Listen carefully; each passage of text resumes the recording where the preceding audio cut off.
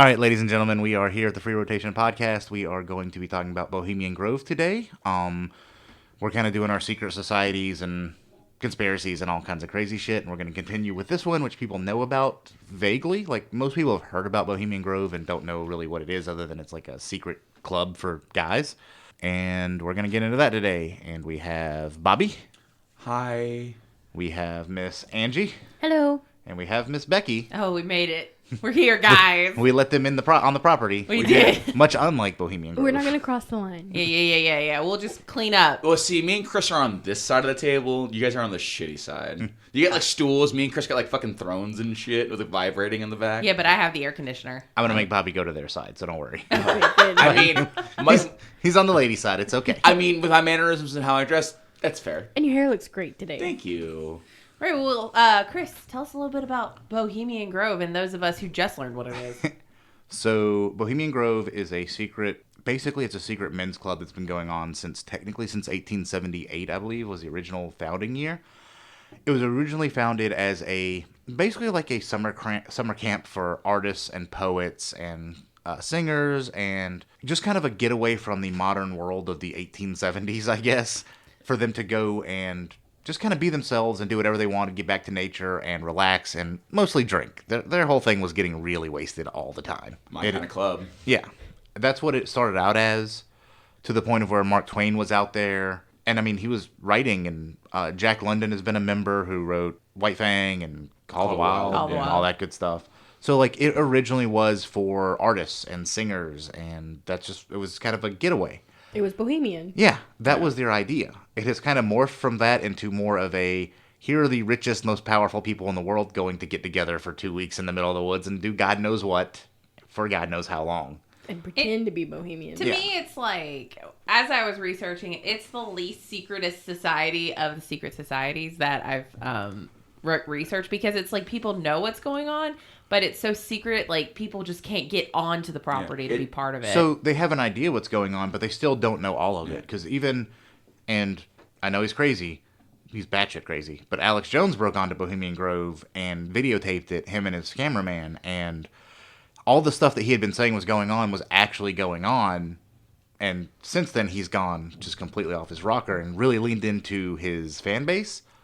But most of the things he talks about, almost always, there's some form of truth in, but they take it to such a weird spot that you can't just keep track of it anymore. They turned the friggin' frogs gay. And that So, kind of shit. well, so the thing is, even with that, the fluoride they put in the water does change frogs' gender.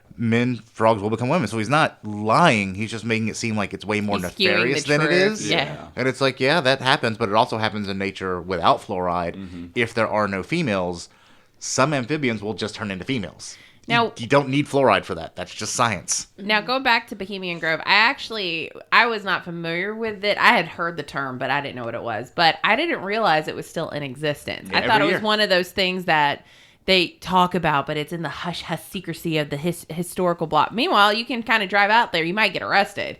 But if you go out toward that area, it's still very much in existence, and people can still use it. Because isn't it right outside the Redwood National Forest? Yes. Yes. Yeah, so it's 2,700 acres right outside that the Yeah. National Forest really wants and they can't get. Mm-hmm. I was in... But they did stop it from logging. They did. Yeah. yeah. They switched the logging rules for it to there can be selective logging of one tree at a time. So it's not a commercial grade logging, but if you live out there and you want a tree off your property, you can take it down. Oh, I see. But that was what the original one, they said that no more logging out here. You couldn't do that. If you lived there and there was a dead tree near your house, it's just going to fall on your house. So they had to amend that rule a little bit, but that's where it's at now. What is fascinating to me about Bohemian Grove is that it's considered an all-males group. Uh-huh. You can't be... I mean, there's circumstances as a woman you can be on the property. And it takes... What is it? They're only like 2,500 members, and you have to pay... No.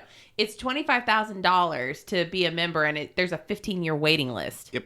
For you to be part of Bohemian Grove. So these people who are like on this membership, it's exclusive. It's like very exclusive. It is ridiculously exclusive, and they've had 4 women members.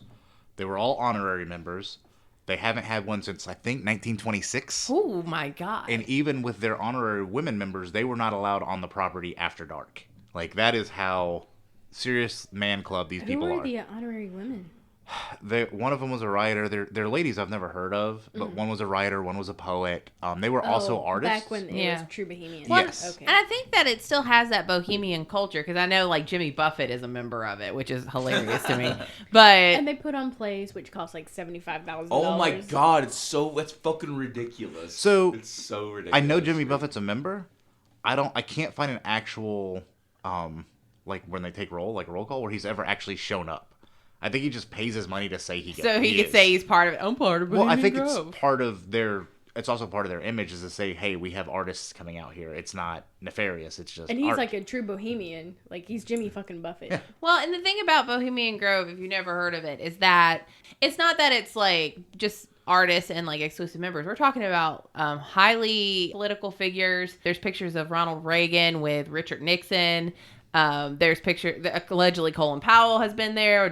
George W. Bush, George H.W. Bush. Oppenheimer. Yeah, all of these very well-known figureheads of the world have been members of this place. Let's just be honest though. He's just in the corner eating fucking crayons when they're actually doing like the fucking And smoking place. weed. Yeah, he's just Like, fucking he's- doing some. It's dumb so shit. weird to look at because when you see the list, like it's not a complete list of all their members. Yeah. But I think George H.W. is on there, but not George W. Oh, And Nixon's on there, and Nixon's father, who was a member before he was president. And again, I've never really looked into Nixon super, super hard, but clearly his family has some sort of pull before he was Yeah. president in either politics or some sort of money. I don't know. And did you see what Nixon said about it? Yeah, we did. We're I listening actually on have the quote. We did not say this. So this Richard is Nixon did. and this is in 1971. This is from Richard Nixon, who said his exact quote, and I quote: "The Bohemian Grove, which I attend from time to time, is the most faggy goddamn thing you could ever imagine." So, and that is part of one of the secrecy parts of Bohemian Grove is that in a lot of these secretive male groups, there is an element of homosexuality, and it's usually used as blackmail purposes. So there are supposedly, and again, you can't find actual proof of this, but the story is that they just get hammered and have sex with each other. Like, no rules. It just is what it is. Well, when you think about hazing, when you apply Greek, when you're a pledge, there's a lot of really gay shit that goes on in hazing. Yeah. Well, you look at Skull and Bones. It's like the secret society from, I think that's at Yale. Yale. The story is part of their initiation is you get fucked in the ass by a dude, and it's only for guys, and they take pictures of it, and it's basically for blackmail or so you'll keep all the secrets. Well, Basically to keep you quiet. And part of Bohemian Grove's creation is that it's allegedly part of Skull and Bones actually created Bohemian Grove or became part of Bohemian Grove in order to sort of use that as kind of a platform for them to meet. Even though my understanding is they're not supposed to make deals and stuff like that on the property. It's supposed to be like summer camp. Yeah, that's what they say out loud. That is definitely not what's going What on. did they say? No spider weaving. Spiders come not here. Yeah, that's their actual official motto. Is And yet, weaving spiders come not here. we know that they planned the Manhattan Project there. Yeah, So come on. you're talking 1942, when they had Werner von Braun, and this is what's interesting to me. Skull and Bones had direct affiliation with Bohemian Grove as to get it to what it is today. Skull and Bones was infiltrated in the teens, or the 20s, excuse me, by basically Nazi death cults. That's why they have the Skull and Bones. That's why it is basically the same image as the SS death squads, is the Skull and Bones. So Werner von Braun, who was a Nazi scientist who we recruited after World War II, Operation Paperclip, we drug him to America to work on our rockets to get us to the moon, because he was... And it's crazy, but literally Werner von Braun, when he was in Germany at the concentration camps that were building the rockets, literally once a week would hang the 5 slowest Jews. That's who he was. Oh, jeez. Every week he would take the 5 slowest workers and hang them in front of the plant for everyone else to see. Now he is in America at this point. He is, really a member of this secret society, and he's also the head of NASA. So it's really weird the people they have coming out there. So Oppenheimer, Werner von Braun, the gentleman who created the H-bomb. Supposedly the atom bomb and the H-bomb were both not necessarily thought up, but okayed for production and started the whole process at Bohemian Grove in 42, which is if you're there to have a summer camp and you're not supposed to be politicizing or talking politics or making plans, this is the exact opposite of that. Well, and it's like the whole like veil of mystery on top of it. It's like when you go this summer camp in July or when they meet in Bohemian Grove, like what they have, the cremation of care, where it's like this initiation / opening ceremony where there's a 40-foot owl that has Walter Cronkite's voice speaking out of it. So it's not Cronkite's voice anymore. They stopped using it in the late 90s. Yeah. But it was Walter Cronkite's voice as the voice of Moloch the Great Owl. Yeah. That's fucking wild. And then you have like your effigies and all that. It's what interests me about it is not just necessarily the policy part, which we can talk about how they protest it. They protest Bohemian Grove because they believe that this is where they're doing backdoor policy making for the United States and the world.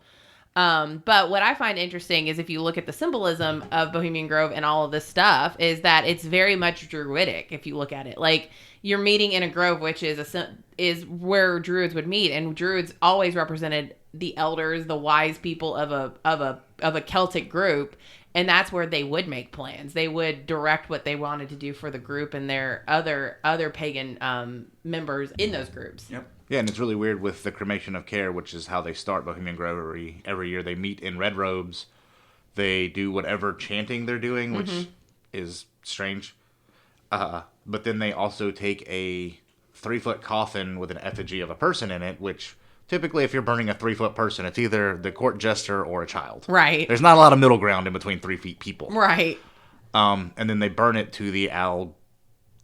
I'm going to say God Moloch because that's how they refer to it. Right. But he's like their mascot, the giant owl. And Moloch is terrifying that they picked Moloch. Yeah. I was just double checking to make sure I was right, but he's a god of child sacrifice and war. Yeah. And they're burning a 3-foot effigy, which they claim is not a Bohemian. child. It's supposed to be the theory that what they've put out is that what they're burning is their worry about the world, and so they can enjoy 2 weeks of just frivolous. Oh yeah, you fun. burned the world all right with that atomic bomb. Yeah, you up there. but they're also burning a 3-foot effigy of a skeleton in a coffin, Right. Which is not that's not a metaphor. You're literally burning a 3-foot person.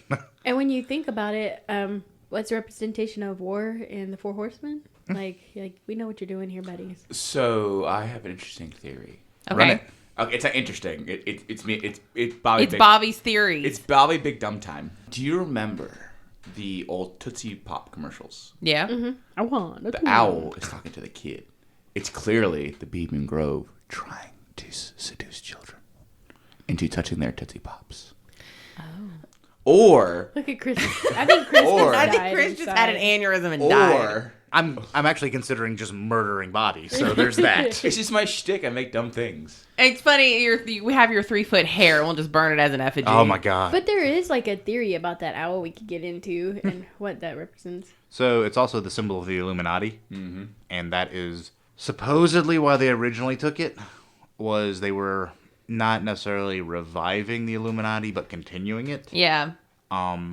And again, now you're dealing with people that go there that aren't necessarily. It's not all Jimmy Buffett and Avril Lavigne. Right. She's not allowed on the property, but it's Henry Kissinger, George Bush, Richard Nixon, Teddy Roosevelt, heads of state, prime ministers, like legit powerful political people who are hanging out in the woods pissing on the fucking ferns. Well, and when I say it's like the worst kept secret society is there's pictures of these people meeting. There's people, people sneak onto the property. Here's my thing about like the sneaking onto the whole property thing. To me, it kind of reminds me of Area 51 almost. Like it's so well guarded. You have to know what's going on. But I think in people's curiosities and interests in it, I think it's because it's so well guarded that people, like, you're thinking of these reasons as to why it would be. Meanwhile, you have high heads of state on this property who are using it for their pleasure or their summer camp or whatever the fuck they want to use it for. And they're worshiping a pagan god. Yeah. Well, I was thinking it was more so That's why like the I would security's be. there. Well, I was like thinking the security's there because you don't want to assassinate somebody. Oh, they have literally had Secret Service posted up outside, and even they're not allowed on the grounds. They post up outside to guard it, which is bananas crazy that the Secret Service is just hanging out in the middle of the redwood forest. Like, I hope nothing bad happens in there, because then we gotta go. Like, why even show up? And it's just literally as exterior security because again, I can't. There are no writings of anything outwardly nefarious happening inside Yeah. the Grove while it's going on. Like, no one's been murdered or...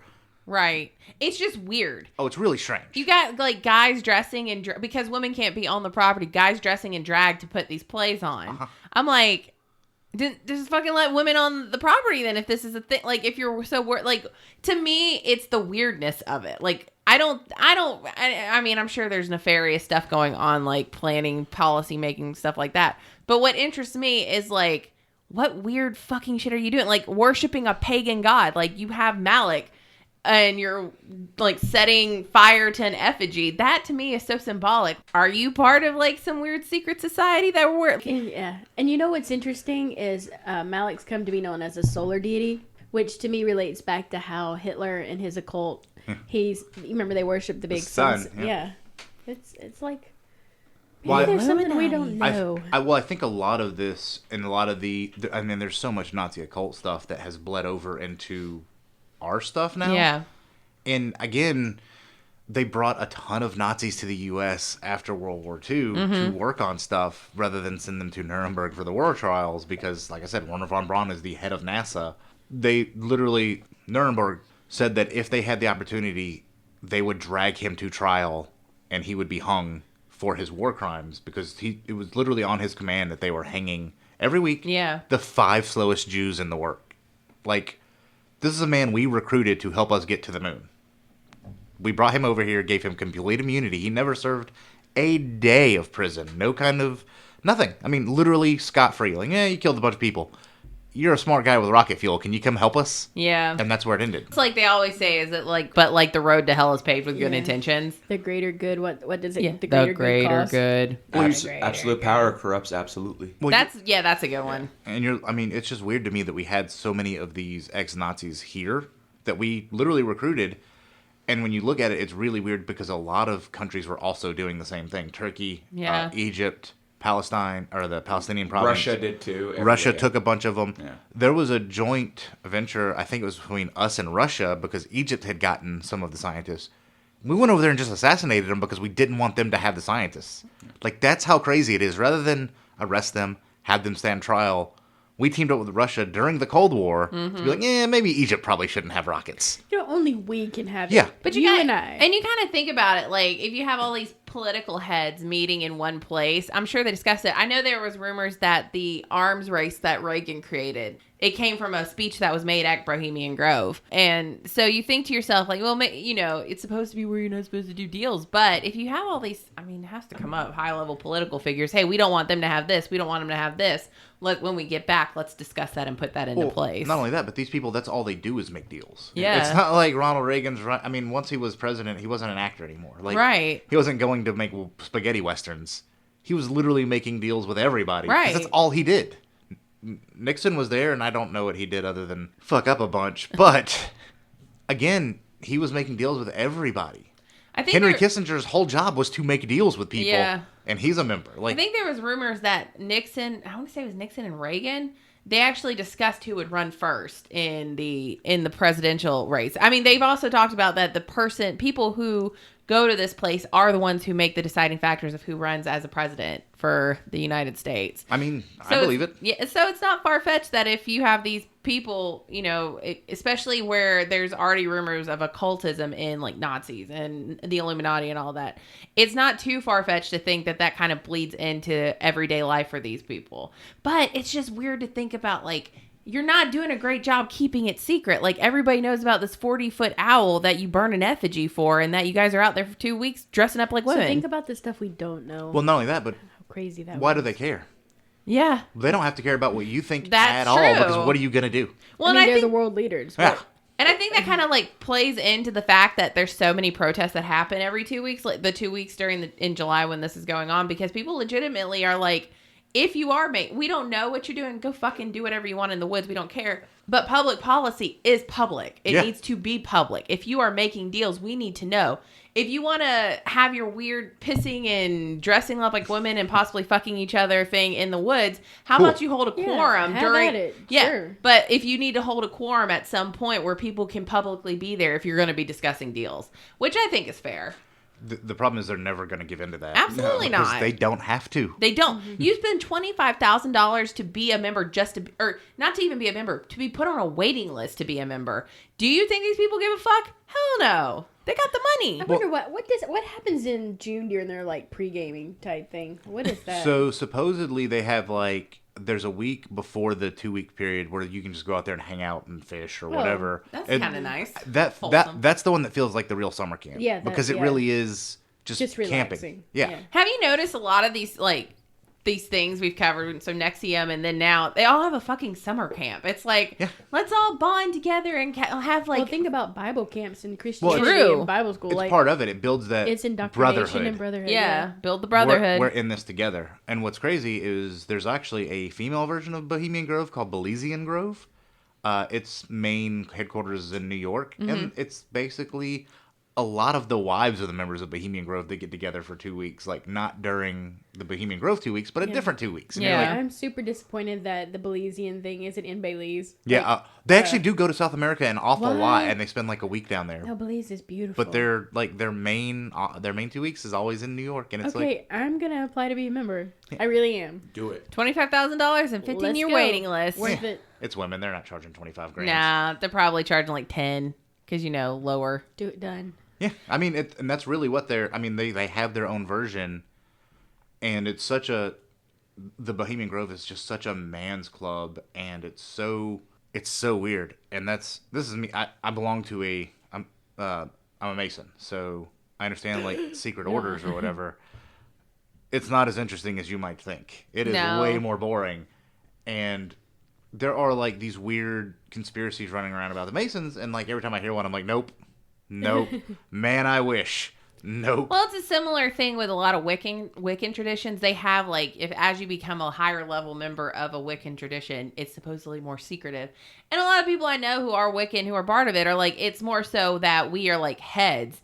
And we have to like coordinate stuff, and we're the ones bringing the baked goods. That's really what it's more so. Yeah, we get to wear prettier robes, but that's about it. I think I equate it like being a manager at work. I may know some things about the company I can't share with you. Right. I'm not going to because you don't need to know this. Mm-hmm. Well, and that's I typically equate like groups like this back to being a Mason because I know that. Right. You know the most crazy thing we've done?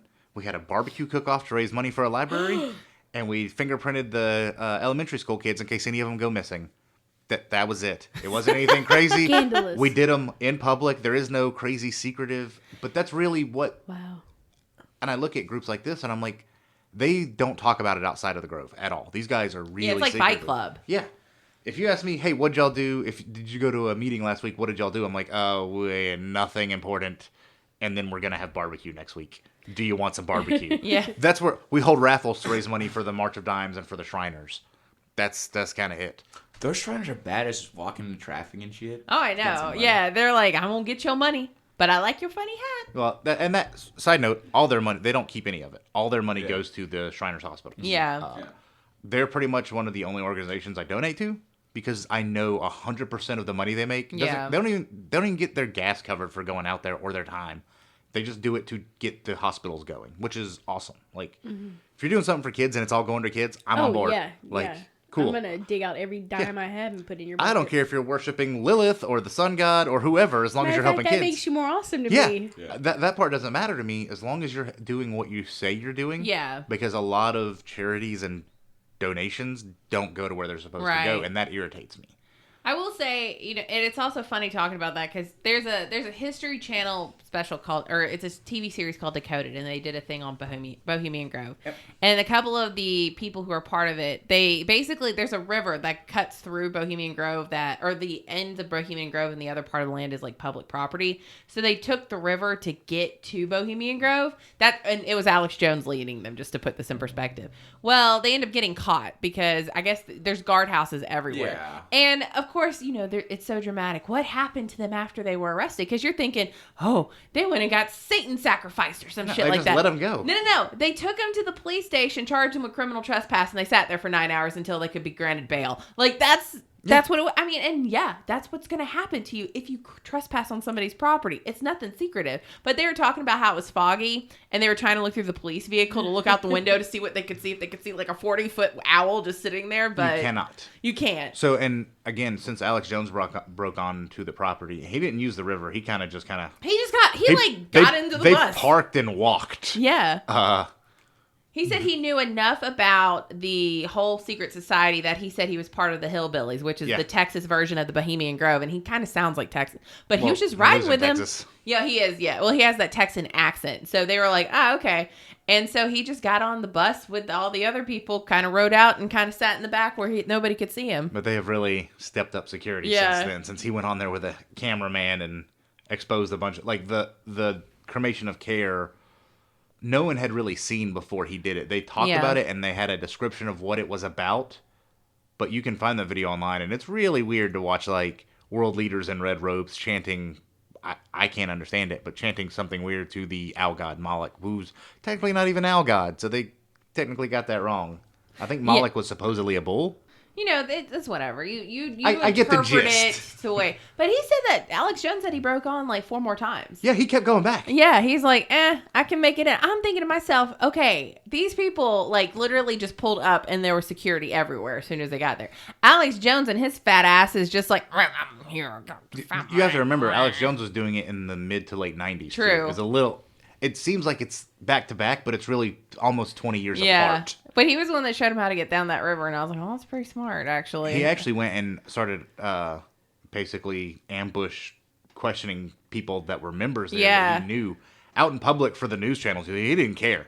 Like, he seemed, and again, Alex Jones is batshit, but in the beginning, it seems like he really wanted to bust this open. Yeah. And then he went like way right, alt-right crazy. I think he leaned into his fan base real hard. And then he went real crazy with it.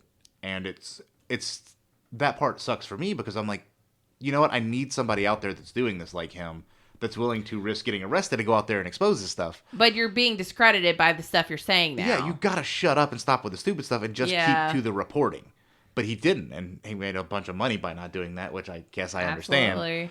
But it just sucks that there's not somebody else that's breaking into this, the Bilderberg group, Skull and Bones, that's exposing all these things, because I'm super interested in them, and I can't get in. Well, Bohemian Grove, though, just kind of sounds like... And I mean, Angie, you were part of a sorority, and you actually went to a Christian college. It was very much like... It kind of is a cult-like way. Is. Like, there's a graduation ceremony that, I still don't talk about, because we're not supposed to talk about it. But it was very pagan. To be a Southern Baptist Christian college, it was an incredibly pagan ritual. But I wonder if it's just like... It came out of nowhere, too. I was like, we're going to do what now? Sacrifice a virgin. Okay. Yeah. It was a Christian college. There were none of those around. You're right. Hey, you're right. You do be right about that. But it was really, really wild. Like, there But were knives and graves, and I'm not gonna tell the details, but it was. I was like, we're doing what? Yeah, completely out of left field. But it's like that kind of makes sense if you're like part of a sorority or fraternity. You do some weird shit as it is. Now, most of it is innocuous. Now you always get the few things that are weird about it. Yeah, like when I was pledged, and my big sister was the head of the family I pledged, and so I was the top front pledge, and we all had used pads put on our forehead, which we didn't know because we were blindfolded. And then just marched. And they'd run us into trees. They marched us through the town, and we had to sing and, shit. But always with this bloody pad on our head. Sounds like some Wicker Man shit. It was disgusting. Yeah, that sounds awful. Yeah. But it's really kind of innocuous, though, if you think about it. Then we had to jump off a bridge into the Cahaba River into a whirlpool, see if we survived. Okay, that is not innocuous. I'm thinking more like, okay, use pads, real gross, but, I mean, really, who you harming? We had to do something to break the law, like in a misdemeanor way, like go graffiti under the bridge. Oh, that's not fun. You gotta go kill a motherfucker. So this is way worse than the Mason injuring. We didn't do any of this crazy shit. It was way more boring. I jumped off the bridge. I did, and I survived. We all survived. Not everybody jumped. If you didn't jump, though, you weren't in. I mean, that's just it. Like, obviously. So did you have to jump first, or did you get to watch somebody else do it first? I had to jump first. Oh, that sucks. I had to do everything first. Oh, my God. Yeah, well, my point was being like, this is weird shit people do in fraternities and sororities, but you're just proving the point that they probably really do some weird ass shit. Yeah. Drink a 6-pack in less than a minute. Like, it's crazy stuff. Yeah, well, a lot of that's to build basically brotherhood. Yeah. Build Yeah. fraternity. Because there's great stories. And the second day we did it, they blindfolded us and took us out to a graveyard and left us there. But so we're kneeling, and I kept hearing this noise like somebody walking on leaves. It took me the longest time to realize it was my eyelashes on the blindfold making that crunch noise, because I would blink and be like, "Oh, I knew it." Second I blinked, somebody's coming. But if you moved, you're out. Like, obviously, you didn't. I mean, they didn't actually leave. Yeah, but we thought they did. Yeah, of course. Yeah, that's weird. Yeah. Okay, well, Sorry. totally discredit my point that I was trying to make. Thanks a lot. Which was what? Kind of like you do weird shit as a fraternity and sorority. It's kind of innocuous. So we all put some underlining weird ass meaning to Pretty things. innocuous. Yeah, they used pads maybe, not jumping out and possibly dying. That's kind of illegal. It's a little extreme. It's a little extreme. A little bit. Yeah, but even then, if she's willing to talk about that, like, what are they not willing to talk about that goes on Yeah. up there? Yeah. Like, that's what I'm saying. Like, Yeah. the stuff we know about it that is at least written about, or there are photos or videos of, is most of it seems pretty chill until, like, you actually get a video and you're like, this is weird as shit. Yeah. I was looking up YouTube videos just to kind of get a feel, and the weird chanting and all that. I'm like, I mean, I'm into pagan stuff. I can't say that I'm not. But then it's like, if you're doing weirder shit than I'm doing, there is a problem here. Well, and you're also doing it in secret with the leaders of the free Exactly. world. What the shit, dude? Well, and then they always talk about America being a Christian nation, all these Christian. If you're doing some weird pagan ass shit, dude, in a secret society, I'm starting to wonder what the founding fathers were doing for funsies. Well, they weren't Christian. Yeah. first They of weren't. all. Yeah, they were. They were deists. A lot of them were. Yeah, deists. They believed in like the clockmaker guy, and a lot of them were pretty anti-Bible to the Yeah. point of where like Franklin wrote his Yeah. own Bible. I think one founding father was Christian. He was the only one. Like, stand out. Like, Yeah. dude, go sit down. We live in a society. Well, you have to think about a lot of back then too. These were Brits that had broken away from the religious, Right. strict, basically authoritarian of the British. They were probably not real fond of religion at this Well, I was point. about to say, if your First Amendment states that you have a right to freedom of speech, freedom of religion, all that, I think their purpose was to make sure you weren't trying to they were create really a theocracy. anti-authoritarian. Yeah. I mean, the Church of England is a real thing, and they were not fond of it. No. So, I don't know. To me, I think what I always find like Skull and Bones and stuff like this very interesting because there is a historical context to it. Nexium, not so much because it was just a guy who wanted a sex cult. But if you find like these world leaders meeting and then you're seeing like traces of their meetings in the world, it's like, what do they do on their back, like in their like downtime other than go fishing and like, I guess fucking each other? I don't know. I don't even think during the actual 2 weeks they do like the fishing, camping stuff. I think they're doing whatever the hell it is out there doing other than the plays and the cremation of care. Well, and I think it's funny because they have little programs too, like like a little side program, a little pamphlet. I know how much you love that word of what the program is looking like for the couple of weeks that they're out there, and they have speakers out there. Like to me, it's like if this is summer camp, why are you having like elected officials having speeches and stuff like that? That's strange to me. I wouldn't want to deal with that. Well, you look at it too. A lot of the ex-presidents and their wives and whatever, they get paid a lot of money to speak at places. Yeah. I mean, a lot of money. So this is, again, par for the course for them. They're not doing anything. I don't think they're doing anything outside the ordinary of what they normally do. I Right. think they're just doing it away from where people can see. I'm starting to think like a nudist colony. Where- Like they're yeah. all just nude while this is going on. Where the Secret Service can't see them, their security Yeah. guard, like they're doing whatever the hell they actually normally do, just without being burdened by that cumbersome camera. I remember at my graduation, Hillary Clinton was the speaker, and people paid a lot of money to come on to the campus to hear her speak. Yeah, she gets Yeah. like 400,000 Yeah. for 30 minutes. And we I think had it's her speech Maya rate. Angelou, and same thing. People paid a lot of money Yeah. to come. But and you're listen also to thinking like the group still has like artists and musicians who are still in there. So there's very much that like bohemian feeling, but to maintain that, it makes sense to have people pay a lot of money to be part of this. Well, and I think they have to. I don't think they want to get to be where they are thought of like the Illuminati or the Bilderbergs Yeah. or the Masons. So you keep the spirit of why it was originally founded intact. Yeah. We can't be doing crazy shit. We have fucking Jimmy Buffett's a member. Yeah. Well, and it's What kinda, crazy shit's he if you doing? think He's about, getting like, drunk on the I mean, beach. It's similar to if you think of like Comic-Con. Like Comic-Con has become more of a promotional thing for a lot of movie industry people Yeah. and stuff like that. But the heart of it all, they want to keep the heart of it as being a sci-fi comic book convention. But it's not that anymore. Well, Dragon Con. Dragon Con's a good example too. Dragon Con isn't what it was 10 years ago. 10 years ago, it was like it was a badass, like, counterculture convention. Yeah. And now it's just kind of a drunken party after 5 p.m. Like, and that's fine. Like, Yeah, I it's enjoy it. fine. It's just too many people to be what it was originally founded for. Right. Yeah. And you really do see, like, the differences in the groups of people who Oh, are there. man, it is bananas. So, like, you do see, like, the true diehards of what it was. And then you see people like Bobby who are there to, like, drink and party. Fuck you. I like nerdy shit too. I mean, I know that, but it's funny. Yeah. It's just not the same. It's True. not the same. So, I mean, once things get big like that and then there's, like, eyes on it and you It have gets people, out of control. It does. And I think the initial thought of it is always you want it to stay there, but it's not always going to be there. Especially when people are thinking that you're like a secret society that are planning huge world events. Well, and I think with them, a lot of it is plausible deniability. True. Hi, we said we are, you know what, we do burn in effigy, but it's supposed to be us burning our cares away. Oh, okay, that doesn't sound bad. It's a 3-foot casket, and we're burning it to a giant owl. Huh. Yeah. A little more interesting now. But I think that's part of what they're doing, is they're just, here's what we're doing. They put out publicly, here's what we do. But they, not even sugarcoat it, but they strip it down to bare bones so it doesn't sound nefarious. Yeah. Versus, we're burning a child and sacrificing it to the owl god Moloch. You're like, well, that doesn't sound good at all. Is this, who was involved with this? Bush, huh? Yeah. Odd. Real odd. Like, and that's the thing, is like, it's really weird that these are the titans of industry and very, very important, powerful people that are doing this.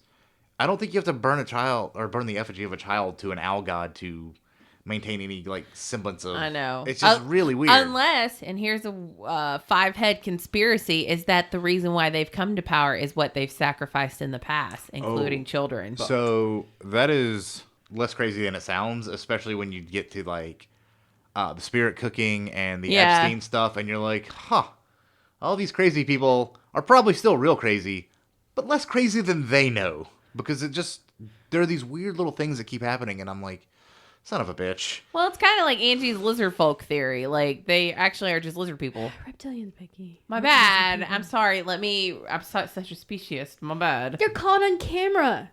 They're on video. There is literally like a gala gathering. It was like at a ballet or something, and the lights go out, and their fucking eyes glowed, like Yeah. all over. There are people mixed in with the room, and they're glowing, and they have it's. Well, I mean, what I'm saying is, Until like, somebody can. Are we like a disprove true it- lizard people believer? No, I just think that there's aliens here. Okay, I can get behind that. Yeah, I'm fine with that, yeah. I don't- that's another theory, though, is that these high-level people are actual aliens.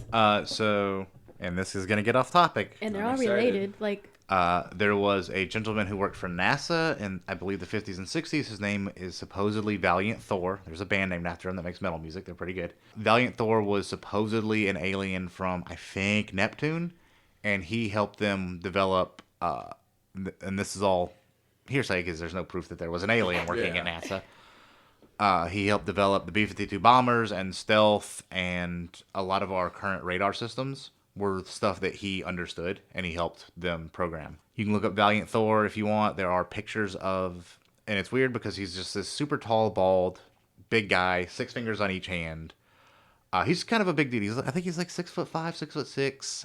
But even in all the pictures that he's in, no one can identify who he was. Like, no one that, even people that are in the picture, they've asked, like, hey, who's that guy? And he's like, oh, just some guy. And these are people that work at NASA. Like, Yeah.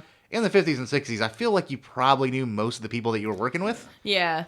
And no, everybody's like, I don't know Population who that guy is. growth wasn't that big back then. But yeah, and he looks like people. He looks like a normal dude, just real tall, extra finger.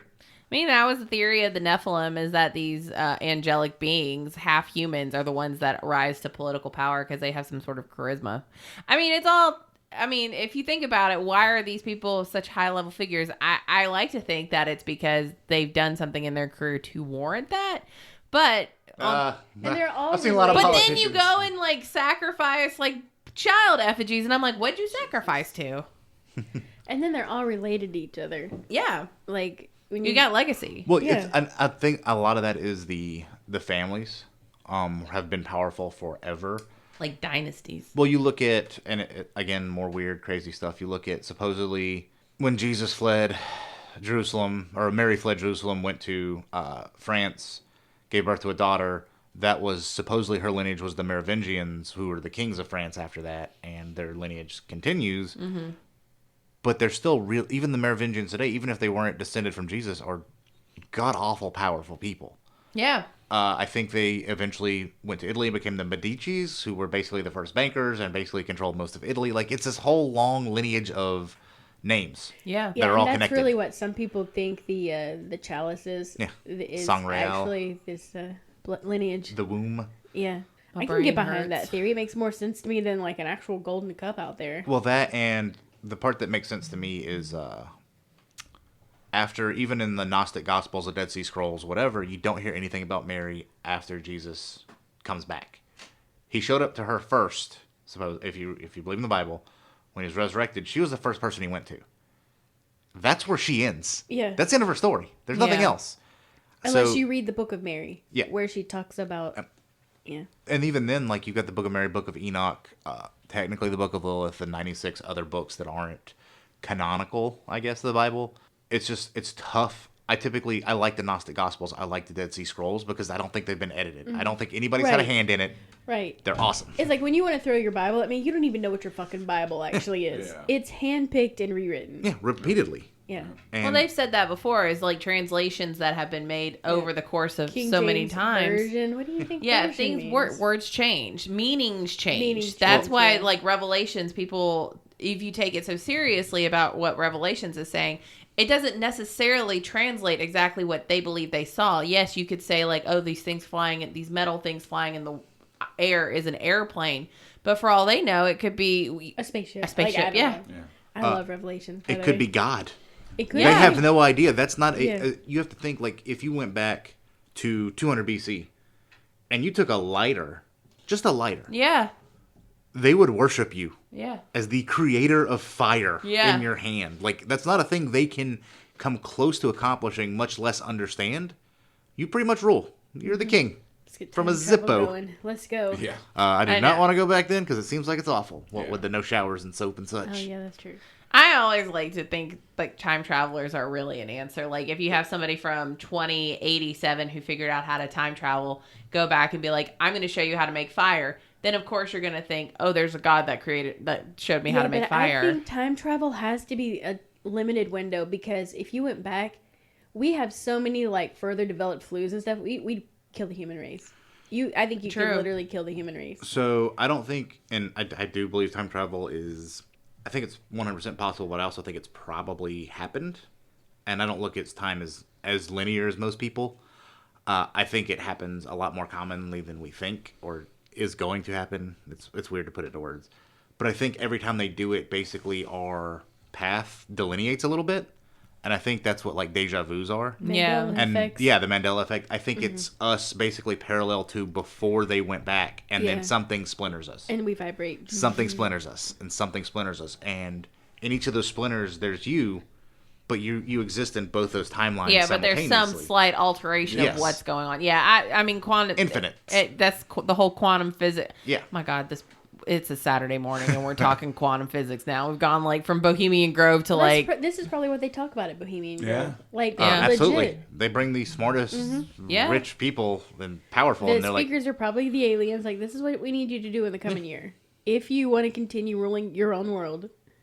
they see a Bigfoot walk by. That's what they're really protecting is the Bigfoot.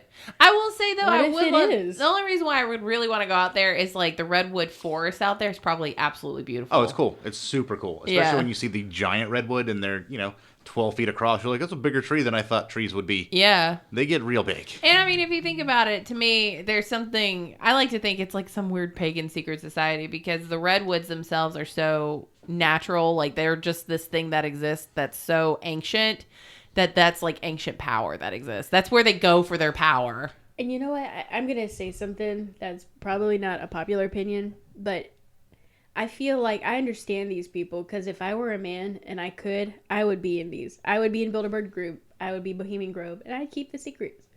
And I would probably be a villain thinking I was a good guy. I know this, but I recognize it. See, I don't, and I want to see what goes on, but I don't want to be a part of it. Like, I tend to want I to do would my own definitely. thing most of the time, but You can just go as a guest just I to have a kind of feeling watch. I would be like, what's her face from last week? And I wouldn't kill people and shit like that and beat them, but I could definitely be the Allison next Mack. girl. Allison Mack. Yeah, I would be that person. I would absolutely. So, and I can get behind being Keith Raniere because he is truly an shining example to all of us. Mm-hmm. But he was also in charge, which I can get behind. Yeah. I don't want to be having to listen to other people and do things they tell me. I want to be at the top of the tippy top, not the very bottom. Power comes great responsibility. Screw that. Keith Raniere, a shining example and beacon to all of humanity. Yeah. Jesus Christ. Oh my What God! a guy, Out of what a context guy. quotes for Chris. Down the line, if this podcast ever ends up in like Syndication. controversial opinion, Keith Raniere, a shining example of what did you say? To all mankind. Of all mankind. Yeah. Yeah, and Angie, she will lead the revolution as a right-hand person of somebody like Chris. I would do that. Bobby, Yeah, something's I would up his butt. absolutely. Yeah. What are you gonna do about it? True that. I mean, nothing. Fuck around and find out. No, I think Bobby would totally lead a resistance. He Exactly. would be like the shining, We're called the Pomps. The palms. The Pomps. the pomps. Oh man, I'm kind of now thinking like if we all had our own secret society, what would we do with it? Becky would just boss us around. Can you go there? Can you do No, this? no, I Can mean you like go we there? all like separated, like we're not all together, but it's like you have your own secret society, and then I have my own secret society, and then Chris has, and Bobby has. I think of like the Elder Scrolls guilds. Oh yeah. yeah. I'd definitely be a Dark Brotherhood or like the Night Mother one. Mine would be like, we'd just go steal, like, valuable Oh, Thieves art. Guild. Yeah. Yeah. You would steal the Declaration of Independence. Yeah, in a we'd be cage. national treasure. Meanwhile, mine would be like the Assassin's Guild. Bobby, stylish. Yeah. Or I like hate- the he- Artist Guild or something like that. Something Yeah. stupid. I'm trying to think of what He I would would, be. he would be like the Also, I'm thinking about Vampire the Masquerade, the guild, the vampire guilds. Oh, yeah. I don't You're know what I swamp. would do. Angie's would be Bruja. Absolutely. Yeah. And not a Oh, doubt, just yeah. Yeah. batshit insane craziness all the time. And cats. Yes. Well, yeah. I'm trying to think what I would do. What would I do if I had my own secret society? Why can't I think of the name? It was the guild I was in, but it's the Artist Guild. That's to be the one for Bobby.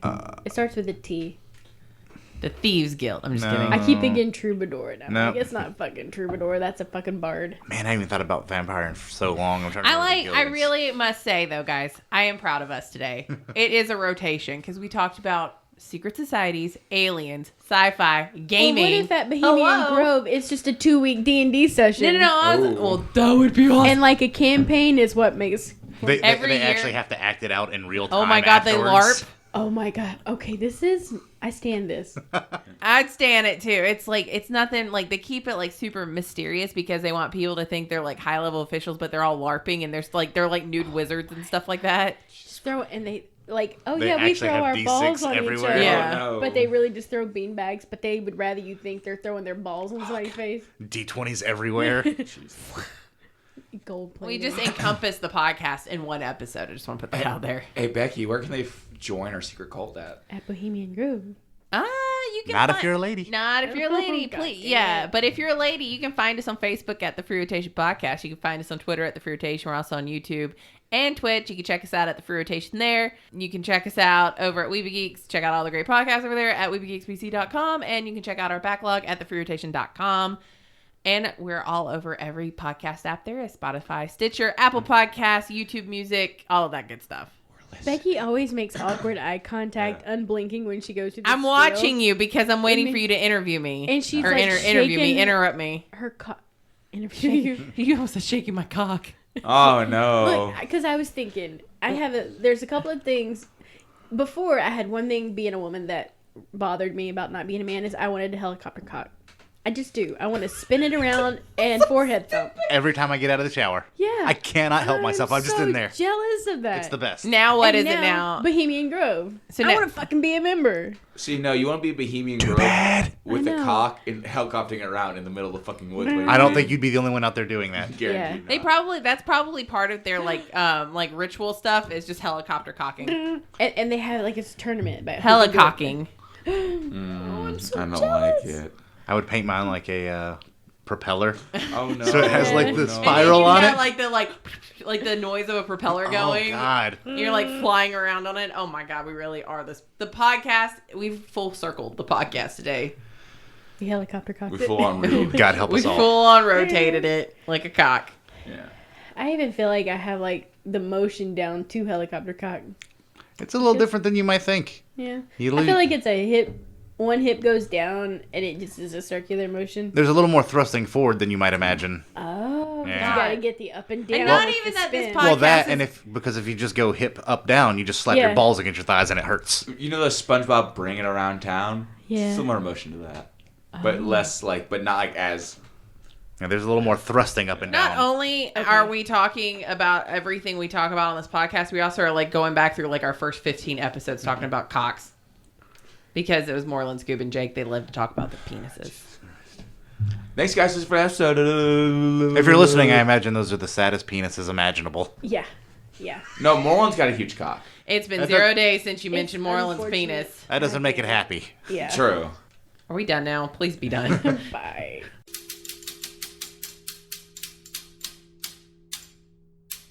TheFreeRotation.